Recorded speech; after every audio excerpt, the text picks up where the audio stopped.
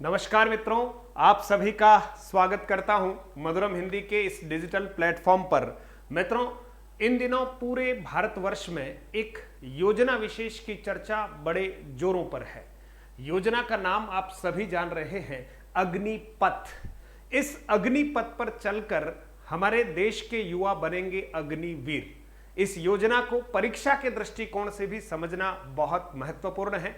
ये योजना देश के लिए कितनी कारगर साबित होगी, इस योजना में क्या ऐसी खामियां हैं जिसकी वजह से देश के कुछ युवा वर्ग के हमारे साथी जो हैं वो आक्रोशित हैं, और क्या इस योजना से कौन भयभीत हो रहे हैं, इन सब बातों पर परीक्षा के दृष्टिकोण से हम चर्चा करने वाले हैं। तो मित्रों, आइए आप सभी का स्वागत कर रहा हूं। प्रतियोगी परीक्षाओं की तैयारी करना अग्निपथ के समान है, और अगर कोई उसमें से सकुशल सफलता की तरफ पहुंचता है मित्रों, तो वास्तव में वो अग्निवीर है। और इतना बवाल और ये योजना क्या है, इसके बारे में पूरा हम समझने का प्रयास करते हैं। मित्रों, इस योजना के बारे में जो कुछ शंकाएं हैं और कुछ प्रश्न हैं मन में, मित्रों, मैं आपसे इस योजना की चर्चा करने से पहले मेरे मन की एक कल्पना थी, और मैं कई बार कक्षा में बच्चों से कहा करता था कि विश्व में एक देश है इजराइल, जो कहीं न कहीं उसके पास जमीन का कोई टुकड़ा नहीं था, और वो देश जो है जिसका कोई अस्तित्व ही नहीं था, लेकिन उस देश के जो निवासी हैं, जो विश्व में फैले हुए थे, उनकी दृढ़ इच्छा शक्ति और संकल्प शक्ति के बलबूते उन्होंने उस रेगिस्तान के टुकड़े को फिर से इजराइल नामक देश के रूप में स्थापित किया। मित्रों, इजराइल की कहानी हम सब ने सुनी है, और आपने भी बहुत अच्छे से इजराइल के बारे में पढ़ा होगा, और अगर नहीं पढ़ा है तो जरूर पढ़िएगा। अगर विश्व में राष्ट्रभक्ति का उदाहरण दिया जाए तो इजराइल प्रथम है। जापान से लेकर विश्व के कई ऐसे देश है, स्विट्जरलैंड, जहां के नागरिकों में राष्ट्रभक्ति कूट कूट कर भरी हुई है। इजराइल का ये जो सशक्तिकरण हुआ है मित्रों, उसके बारे में वहां सैन्य शिक्षा जो है प्रत्येक नागरिक के लिए अनिवार्य है। और कहीं न कहीं जब एक बालक को एक उपयुक्त आयु में अगर सैन्य शिक्षा से गुजार दिया जाए, तो मित्रों उसमें अनुशासन, उसके अंदर साहस, उसके अंदर निर्णय क्षमता और जीवन जीने की पद्धति और तरीकों में जबरदस्त बदलाव आ जाता है, और वो बच्चा जो है देशभक्त बालक बन सकता है, इसकी प्रबल संभावना रहती है। तो इजराइल देखिए चारों तरफ से किन कंट्रियों से घिरा हुआ है, लेकिन बेखौफ होते हुए अपने कम संख्या में भले ही वहां के निवासी हैं, लेकिन प्रत्येक बच्चा इजराइल के लिए लड़ने के लिए, मरने के लिए, अपने देश की सुरक्षा करने के लिए तैयार और मुस्तैद है। तो वहां का बच्चा देशभक्त है, बच्चा वहां का सैनिक है, भले बालिकाएं हो या बालक, सभी वहां सैनिक की भूमिका में होते हैं। मित्रों, तो ऐसा मन में होता था कि कभी क्या हमारे भारतवर्ष में भी इस तरह से कुछ युवाओं को, है ना, इस तरह से कुछ तराशा जाएगा कि उनके अंदर भी, क्योंकि मित्रों ये देश कई बलिदानों के पश्चात हमें पुनः मिला है, और इतने बलिदान जहां हम कई सारे स्वतंत्रता सेनानियों के नाम ले सकते हैं, अनगिनत हैं।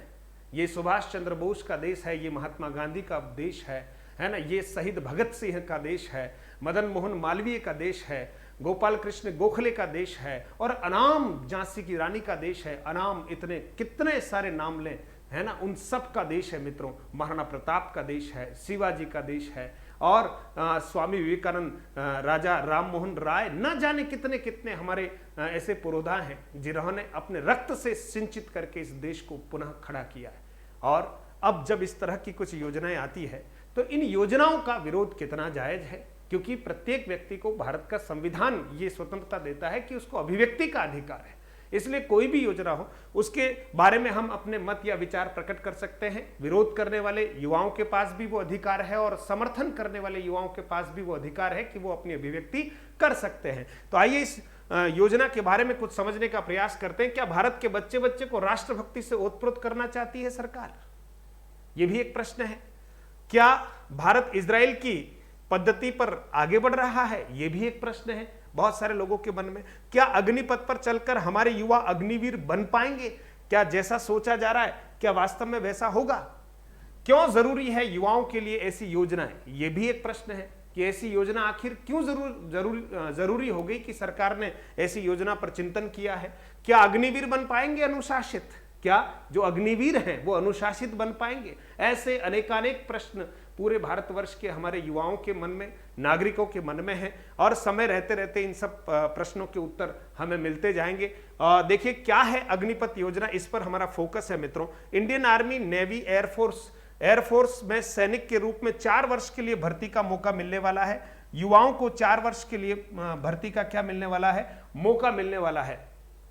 आयु सीमा इसमें जो है मित्रों 17.5 वर्ष से 21 वर्ष के जो भी युवा साथी हैं वो युवा साथी इंडियन आर्मी में, नेवी में, एयरफोर्स में सैनिक के रूप में भर्ती होंगे मित्रों। और ये भर्ती जो है मित्रों कहीं न कहीं इसमें ये कहा गया है कि हमारे भर्ती होने वाले जो सैनिक हैं उनको नाम दिया गया है क्या, अग्निवीर नाम दिया गया है। 4 वर्ष बाद मित्रों ध्यान दीजिएगा 17.5 से 21 वर्ष के मध्य में जिसकी आयु है वो युवा जो है इस योजना के लिए योग्य होगा और वो सेना में भर्ती हो सकता है सैनिक के रूप में। 4 वर्ष बाद 75% सैनिकों को घर वापस भेज दिया जाएगा। 75% सैनिकों को क्या कर दिया जाएगा, घर वापस भेज दिया जाएगा। यानी 4 सैनिक हैं उसमें से 3 सैनिकों को पुनः घर भेजा जाएगा, 1 सैनिक को स्थायी कमीशन दे दिया जाएगा। यानी शेष 25% सैनिकों को स्थायी कमीशन दिया जाएगा, वो नियमानुसार आगे सेना में काम करते रहेंगे। यह योजना सिर्फ जवानों के लिए है मित्रों, ऑफिसर्स ग्रेड के लोग जो हैं इस योजना के तहत चयनित नहीं होने वाले हैं,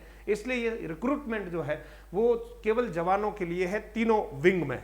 फिर इसमें खास बात आती मित्रों की वेतन और सुविधाएं क्या क्या हैं, भत्ते क्या क्या हैं, इसके बारे में भी हम चर्चा कर लेते हैं क्योंकि परीक्षा के दृष्टिकोण से ये सारी बातें बहुत महत्वपूर्ण है कि कितने प्रतिशत सैनिकों को स्थायी कमीशन दिया जाएगा, कितने प्रतिशत सैनिकों को 4 वर्षों के उपरांत घर भेज दिया जाएगा। पहले वर्ष मित्रों ऐसे सभी युवाओं को 30,000 रुपए प्रति माह मिलेंगे। ध्यान देना 30,000 रुपए प्रति माह मिलेंगे पहले वर्ष। द्वितीय वर्ष में ऐसे सभी युवाओं को, अग्निवीरों को 33,000 रुपए मिलेंगे। प्रश्न बनता है तीसरे वर्ष में 36,000 रुपए मिलेंगे, यह भी प्रश्न बनता है। और चौथे वर्ष में मित्रों 40,000 रुपए प्रत्येक अग्निवीर को मिलने वाले हैं। और इस तरह से इस राशि में से उनकी 30% राशि जो है मित्रों अंशदान के रूप में काटी जाएगी और साथ ही साथ सरकार भी उसमें 30% राशि मिलाएगी और इस प्रकार से एक फंड उनके लिए तैयार होगा। इसके साथ साथ इनको इस वेतन के साथ साथ हार्डशिप अलाउंस, भत्ते, ड्रेस, राशन, मेडिकल की फैसिलिटी आदि सभी सुविधाएं जो एक सामान्य सैनिक को मिलती है वो सभी इन अग्निवीरों को भी मिलने वाली है। 4 वर्ष के बाद अग्निवीर को 11,70,000 रुपए के आसपास एक कैश अमाउंट मिलेगा। मान लीजिए एक युवा 21 वर्ष की आयु में अगर इंडियन आर्मी, नेवी और एयरफोर्स ज्वाइन करता है अग्निपथ योजना के अंतर्गत, तो 25वें वर्ष जब वो रिटायर होगा तब तक उसने लगभग जो 12-13 लाख रुपए सैलरी के रूप में ले लिए हैं वो उसके पास है ही। और साथ ही साथ जब वो रिटायर होगा तब उसको एक संचित निधि मिलने वाली है लगभग 12 लाख के आसपास मित्रों। 25 वर्ष की आयु में एक युवा के पास अगर लगभग 12 लाख रुपए और कुछ उसकी बचत होगी तो मेरा यह मानना है कि लगभग उसके पास 20 लाख का एक अमाउंट आएगा।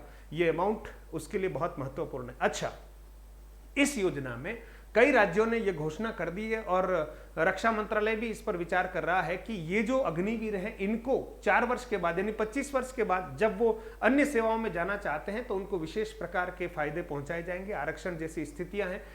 तो कहीं ना कहीं हमारे युवाओं के लिए अगर देखा जाए तो ये फ्रूटफुल भी है। 25 वर्ष तक हम कई बार बेरोजगारी के भंवर में ही फंसते रहते हैं, तब तक यहाँ कम से कम हम 25 वर्ष तक 15-20 लाख रुपए हमारी जेब में होंगे, हमारे पास एक अनुशासन होगा, हमारे पास एक एक्सपीरियंस होगा, हमारे पास हथियारों के संचालन का अनुभव है, देशभक्ति हमारे भीतर भरी जाएगी, हमारा जीवन बहुत अनुशासित वे में आगे की तरफ बढ़ेगा और हमारे अंदर का जो आलस्य है वो भी कहीं न कहीं खत्म होगा मित्रों। फिर हम पुलिस सेवा में जाएं या किसी अन्य सेवा में जाएं तो हम फिजिकली बिल्कुल फिट होंगे, मेंटली बिल्कुल फिट होंगे, है ना। ऐसी स्थिति में 25 वर्ष का युवा जब ब्रह्मचर्य पूरा करता है तब तक बिल्कुल परिपक्व होकर समाज में आएगा, ऐसा मेरा मानना है। ये जो 12 लाख रुपए मिलेंगे इसमें कोई इनकम टैक्स वगैरह नहीं कटेगा मित्रों और 48 लाख रुपए का उसका बीमा कवर है मित्रों। 4 वर्ष के दौरान अगर ऐसा कुछ भी हो जाता है, उसके साथ हादसा हो जाता है, तो आप देखिए उसको 48 लाख रुपए का बीमा कवर दिया जा रहा है, निःशुल्क, कोई उसको किस्त नहीं भरनी है। इसके साथ साथ 44 लाख रुपए की उसको एक्स ग्रेशिया राशि भी मिलती है। अगर प्रथम वर्ष में कोई अग्निवीर किसी वजह से हादसे का शिकार हो जाता है तो उसे 3 वर्ष की सैलरी आगे वाली और प्लस कुछ अतिरिक्त पैसा जो है 44 लाख रुपए की राशि उसे एक्स ग्रेशिया के रूप में मिलती, ध्यान रखिएगा। विकलांग होने पर विशेष रूप से उसको सहायता राशि मिलने वाली है मित्रों। तो वेतन और भत्तों की दृष्टिकोण से देखते हैं तब भी काफी कुछ फायदेमंद है मित्रों। लेकिन विरोध क्यों है और इसका तार्किक समाधान क्या है, इस पर अपन थोड़ी सी चर्चा करते हैं। वर्तमान प्रक्रियाधीन भर्तियों पर संशय है। बहुत सारी वर्तमान में जो प्रक्रियाधीन भर्तियां हैं वो युवा विशेष रूप से सशंकित हैं कि हमारे साथ क्या होगा। जैसे ही अग्निपथ योजना लागू कर दी तो क्या हमने जो भर्तियों के लिए तैयारी की है, हमारी तैयारी निष्फल हो जाएगी।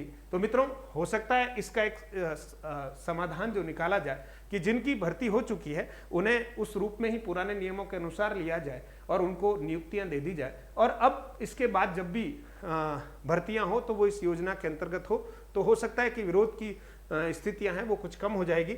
आयु सीमा में छूट का मामला है, क्योंकि कोविड का समय था, कई 2-3 वर्षों से भर्तियां नहीं हो पा रही थी, तो यहाँ पर युवाओं की एक मांग है, जायज भी है, इसलिए वैसे इसके ऊपर रक्षा मंत्रालय ने और रक्षा मंत्री जी ने 3 वर्ष बढ़ा दिए हैं, 21 से 24 वर्ष कर दी अधिकतम आयु सीमा। तो यहाँ बहुत कुछ इस पॉइंट को क्लियर कर दिया है। सैन्य सेवा का संविदाकरण हो रहा है क्या, ऐसा बहुत सारे युवाओं का और लोगों का, देश के प्रबुद्ध जनों का मानना है। मित्रों, यूं कह सकते हैं कुछ आंशिक संविदाकरण जरूर हो रहा है, लेकिन फिर भी भारत की सेना अगर युवा बनती है तो अच्छा है। सैन्य दक्षता में कमी, कुछ लोग कह रहे हैं कि सैन्य दक्षता में कमी आएगी क्योंकि स्किल्स और ट्रेनिंग का समय जो है अग्निवीरों के लिए 6 माह है। बिल्कुल सही कह रहे हैं कि अगर हमारे मान लीजिए निकट भविष्य में कोई युद्ध होता है और एक स्किल्ड सैनिक के सामने हमारा 6 महीने ट्रेनिंग किया हुआ अग्निवीर भिड़ता है, तो आखिर कहीं न कहीं स्किल को लेकर जरूर थोड़ी प्रॉब्लम हो सकती है। तो अगर इस ट्रेनिंग की अवधि को अगर 11 माह कर दिया जाए तो हो सकता है कि इसका एक समाधान हो जाए और ट्रेनिंग जो है बहुत बेहतर ढंग से अग्निवीर कर पाए।